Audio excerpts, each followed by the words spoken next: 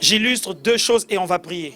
Dans l'Ancien Testament, quelqu'un que Dieu... Je vais te montrer comment Dieu veut t'utiliser afin de le représenter. N'oublie pas l'image du badge. Dieu te donne un badge afin que partout où tu te trouves, que ce ne soit plus toi que l'on entende, mais que ce soit Dieu. Partout où tu te trouves, où c'était dit impossible, ce ne soit plus toi à qui on dise, on réponde, ce soit à Dieu. Et à Dieu, on ne peut pas lui répondre impossible. On ne répond jamais à Dieu impossible. On ne répond jamais à Dieu impossible. Puisqu'il dit rien n'est impossible à Dieu, on ne peut pas répondre à Dieu impossible. Voilà pourquoi quand Jésus a juste dit, jette ton filet à droite, on a voulu dire c'est impossible. Il a dit non, j'ai dit jette ton filet à droite. C'est pas sur ta parole. Il a dit ok, sur ta parole. Il a dit tu as bien fait. Parce que moi, il y a quelqu'un qui est en moi. Quand je dis, il emmène sa parole à confirmation, à manifestation. Donc ce que j'ai dit est accompli. Toi, jette juste et tu vas voir. C'est ce qu'il a dit dans Marc 16, 20. Il a dit, ils s'en allèrent et ils dirent, ils parlèrent. Et Dieu faisait quoi? Confirmait la parole de leur bouche. Je ne pense pas, attendez, on va faire en même temps Marc 16. Allons-y rapidement, Marc 16. Et après, on reviendra à quel verset? On ira à Exode. Marc 16, verset 20. Au cas où je dirais quelque chose qui n'est pas correct. Et ils s'en allèrent prêcher partout. Ok? Ils s'en allèrent prêcher partout. Le Seigneur travaillait avec eux. Dieu travaille avec toi, il ne te laisse pas seul. Quand il te dit tu es mon représentant, considère qu'il t'envoie déjà une lettre. Partout où tu vas, il t'a déjà précédé. Les anges t'ont déjà précédé, l'atmosphère est déjà favorable pourvu que tu crois et que tu dises une chose et que tu fasses quelque chose et on verra la confirmation que Dieu est avec toi. Il confirmait la parole par les miracles qui l'accompagnaient. Qui l'accompagnait. Des miracles qui accompagnent celui qui parle, celui qui a reçu Dieu. Acte 1, 8. Dieu te rend divinement, te mandate divinement.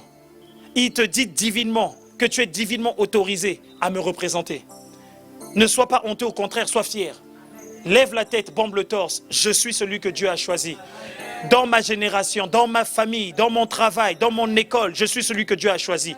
Dieu va s'exprimer au travers de moi. Dieu va agir au travers de moi. La mort, les infirmités vont devoir s'excuser quand ils vont me voir arriver. Dieu arrive et Dieu parle et les choses prennent place. Dis-moi amen. C'est comme ça que tu dois penser. Tu cherches à vivre le surnaturel, le miraculeux. C'est une mentalité. Quand tu sais qui tu es, quand tu sais qui vit en toi, après ce qui se passe, n'est ni plus ni moins que, comment dire, la confirmation de ce en quoi tu crois. Le royaume de Dieu, le royaume des cieux se met en mouvement quand on voit quelqu'un sur terre qui croit en qui il est. Amen. Je t'emmène dans Exode, chapitre 4, afin que tu vois à quoi tu dois ressembler, comment tu dois fonctionner, quand Dieu te regarde et quand tous ceux qui sont autour de toi, la création, qu'est-ce qu'ils attendent de ta part? Exode chapitre 4, est-ce que tu es? Exode chapitre 4, verset 12. Vous connaissez l'histoire? Dieu vient chercher Moïse et il dit, Moïse, j'ai entendu le cri de mon peuple et je t'envoie maintenant pour aller délivrer mon peuple. En d'autres termes, Dieu lui dit, je t'ai choisi, je t'ai choisi, je t'ai choisi, je t'ai choisi pour aller me représenter. Je crois qu'il y en a qui lisent un peu trop vite la Bible. Exode chapitre 3 d'abord. Écoutez ce que Dieu dit. Exode chapitre 3, attendez. Au buisson ardent, quand Dieu vient parler à Moïse. Attendez. Exode chapitre 3, verset 4. Ok. Attendez, non. Voilà, à partir du verset 7. Exode chapitre 3, verset 7. Afin que vous compreniez, je veux que quelqu'un comprenne que tu es spécial. Tu es un être divin. Quand Dieu t'a choisi, quand tu as dit oui à Jésus-Christ, ce n'est pas quelqu'un, tu ne t'es pas levé en disant oui, aujourd'hui ça serait bien que je sois chrétien. Non. Nul ne peut venir au Père si il ne l'a pas appelé. Personne ne peut venir à Jésus-Christ, pardon, si le Père ne l'a pas conduit. Donc le fait que tu sois venu, que tu sois converti, c'est déjà un signe que tu es un être spécial. Dis-moi amen.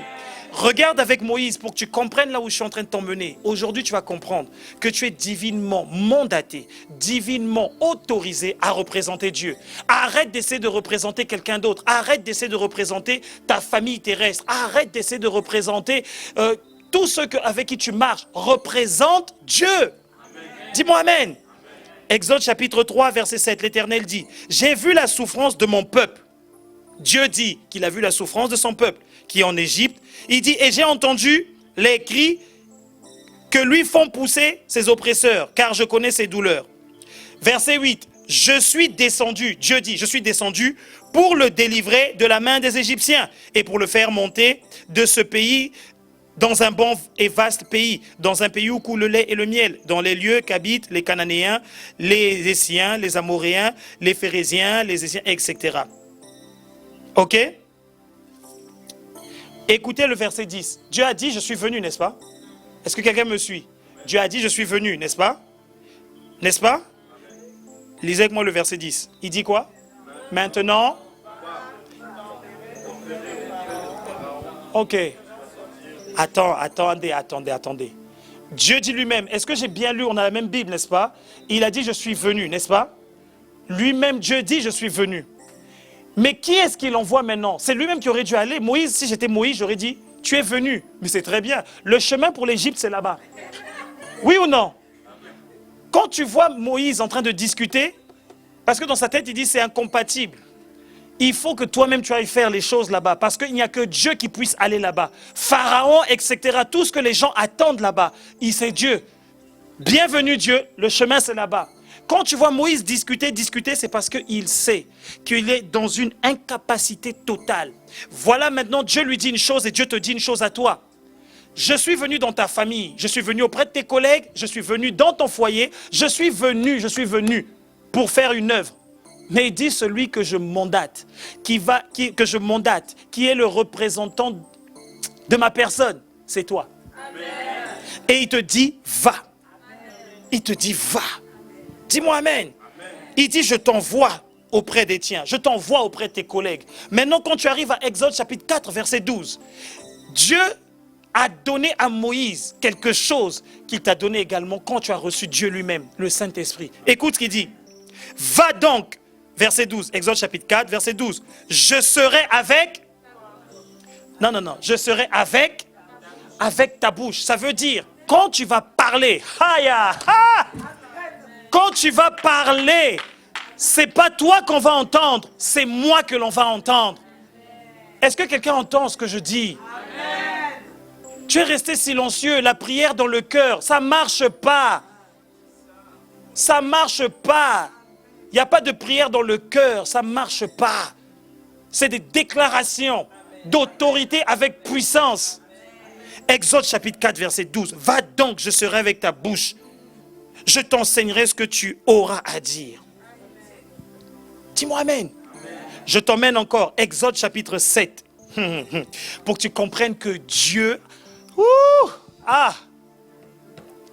Dieu te mandate. Tu as le mandat divin. Tu as le mandat. Tu es mandaté divinement. Tu es légalement autorisé par le ciel pour te tenir devant les circonstances et dire, je suis le représentant de mon Père. Il habite en moi. Christ en moi. La gloire de Dieu est en moi. Maintenant, ce que je vais dire va prendre place parce qu'il est avec ma bouche. Quand je dis... Quand je dis, Exode chapitre 7, je vous dis là, c'est ouf. Exode chapitre 7, verset 1. L'Éternel dit à Moïse, lis avec moi s'il te plaît, lis avec moi. Vois. Stop. J'ai envie de lancer le micro, j'ai envie de le lancer. Je te fais quoi? Excuse-moi, quand je te dis que tu es le représentant de Dieu. Dieu te mandate pour être son représentant. Pourquoi tu essaies d'être quelqu'un d'autre? Pourquoi tu essaies d'être cette personne faible? Pourquoi tu essaies d'être cette personne qui n'est pas intelligente. Ésaïe 11:2 dit, quand tu as reçu Dieu, voici maintenant la manifestation de Dieu en toi.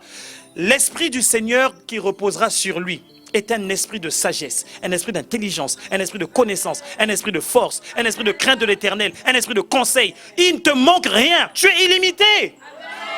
Tu ne peux pas échouer. Donc regarde, Exode 7, je te dis, quand il te dit tu es mon représentant, tu sais ce qu'il fait? Il s'assure que tu ne vas pas échouer, il te donne lui-même. Je sais, ce n'est pas français, mais je veux que ça rentre en toi. Il te donne lui-même. Il ne t'envoie pas un ange gardien. Non, il te donne lui-même. Il ne te donne pas juste une puissance. Il te donne lui-même. Exode chapitre 7, il dit, je te donne moi-même. Pour faire quoi? Pour me représenter.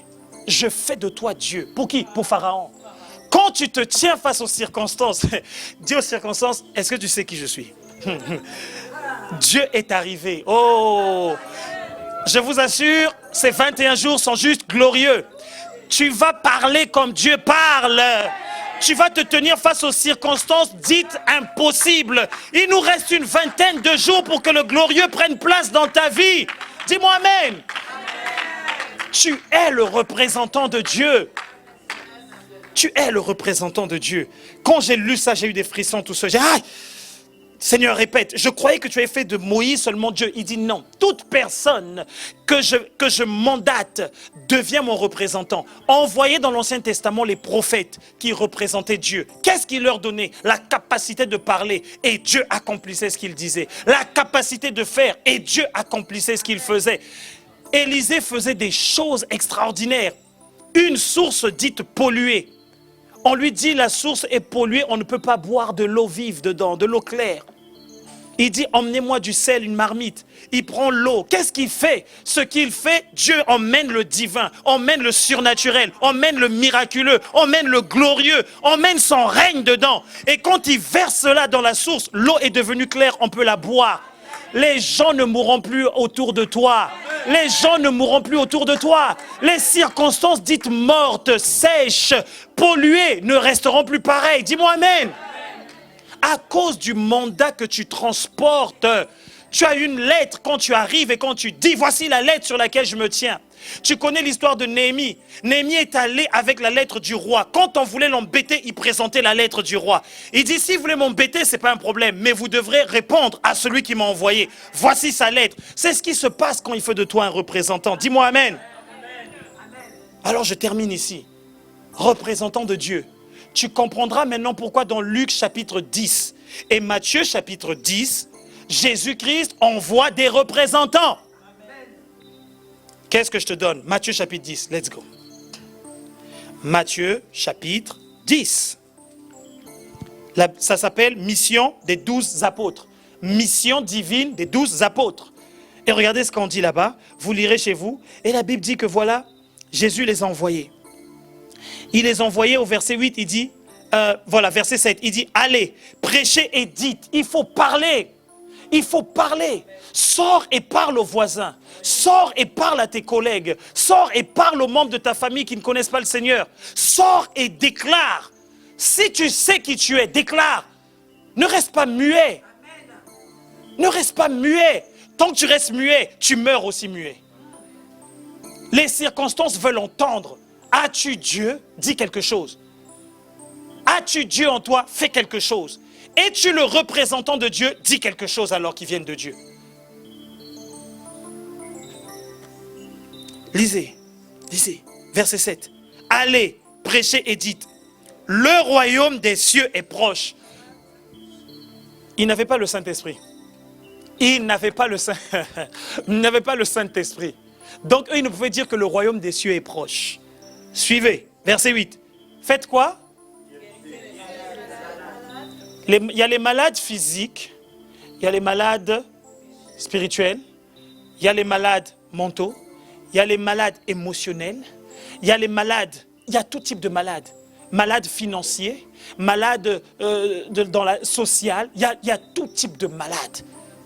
Qui va se lever et qui va parler dans l'endroit où Dieu t'a placé? Tu crois qu'il t'a donné l'intelligence qu'il t'a donné? Il t'a donné le travail qu'il t'a donné.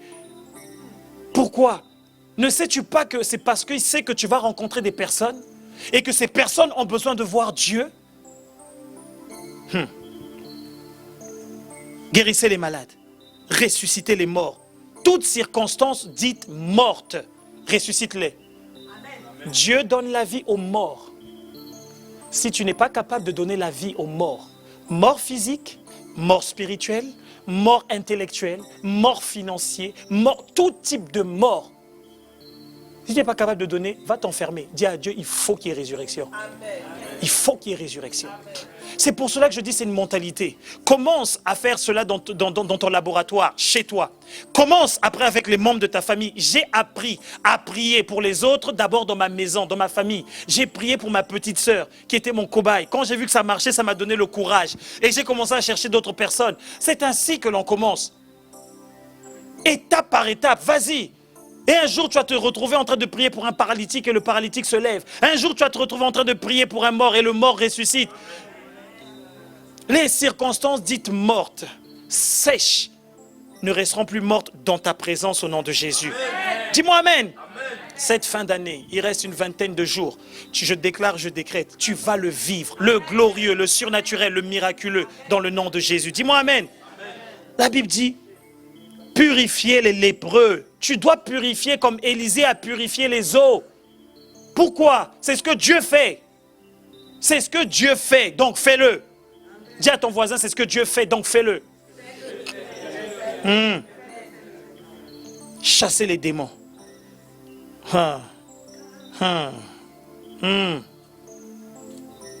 Est-ce que tu es d'accord avec moi jusque-là? Dans Luc 10, verset 19, et c'est le verset avec lequel nous clôturons, et nous allons prier. Luc 10, verset 19. Qu'est-ce qu'il dit là-bas, le Seigneur? Il dit, et voici, toi que j'envoie, il te parle à toi, c'est là-bas que tu dois mettre ton prénom. Toi que j'envoie, toi que j'envoie, toi que je mandate divinement. Hey, est-ce que vous savez le nombre de foyers où il n'y aurait pas eu de divorce, où il n'y aurait pas eu de mort, les enfants qui sont dans la drogue, les enfants qui sont dans la débauche, la perversion sexuelle, si quelqu'un avait endossé la responsabilité que Dieu lui a confiée, nos sociétés vont changer. Dis-moi amen. Nos sociétés vont changer. Nos sociétés vont changer. Luc 10, 19, il dit, voici, je t'ai donné, Arnaud, le pouvoir de marcher sur les serpents. Dis avec moi le pouvoir. Le pouvoir. Il a donné à Moïse le bâton. Il a dit, voici, je te donne le bâton. Dans cette main-là, il y a les signes, les miracles et les prodiges de Dieu. Toi, il dit, je t'ai donné le pouvoir. C'est la même chose. Si Moïse a fendu la mer en deux, qu'est-ce que tu ne peux pas fondre en deux? C'est le pouvoir. Dis-moi amen. Je vais t'inviter à te lever. Je n'ai pas envie d'aller plus loin. Je veux juste que tu gardes déjà ça. Je t'ai donné le pouvoir. Tu es divinement autorisé à représenter Dieu. Dis-moi amen. Commence à élever ta voix et que quelque chose de divin, quelque chose de surnaturel se passe, quelque chose de glorieux se passe. Tu ne peux pas recevoir cette parole et rester indemne. Tu ne peux pas recevoir cette parole et rester comme tu es. Tu ne peux pas recevoir cette parole et ne pas être bouleversé, bousculé, transformé par cette parole. Alors élève ta voix, élève ta voix, élève ta voix.